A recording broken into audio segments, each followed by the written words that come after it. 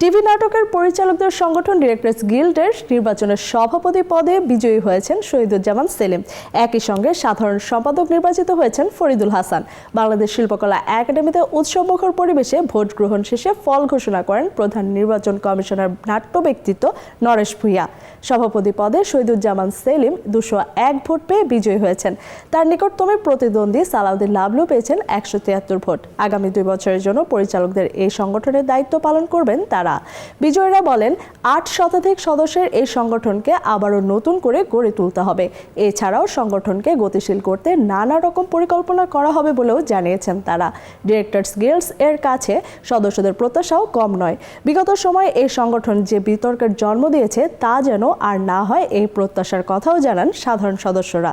কথা আছে না, আপনি টাকার পিছনে ছুটলে টাকা আসে না, কাজের পেছনে ছুটলে টাকা আপনি চলে আসে। সো এই মর্যাদাহীন হয়ে দিন শেষে কিছুই পায়নি। নিজেরা কামড়াকামড়ি করেছে, নিজেরা ঝগড়াঝাটি করে সংগঠনের 12টা বাজিয়ে ছেড়েছে।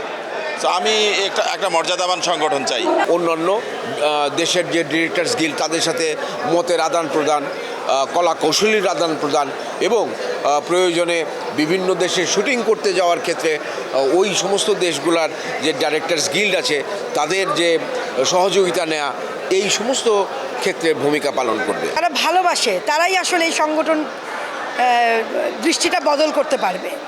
আর একা কখনো ভালো কাজ হয় না, এই কথাটা আমি সবসময় বিশ্বাস করি। আমাদের প্রথম এবং প্রধান কাজটা হবে আমাদের সংগঠনটাকে শক্তিশালী করা।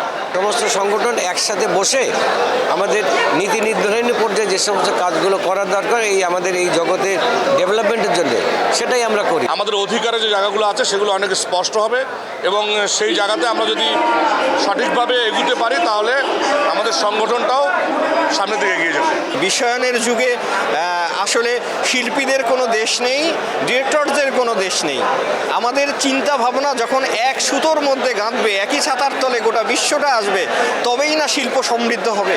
একজন আরেকজনের সঙ্গে নির্বাচনে প্রতিদ্বন্দ্বিতা হবেই, এগুলো মেনে নিয়ে যে একটা চমৎকার পরিবেশ সৃষ্টি করা, এটা করা গেছে এবং আমি মনে করি যে এটা সব সংগঠনেই হওয়া উচিত, জাতীয় নির্বাচনেও হওয়া উচিত।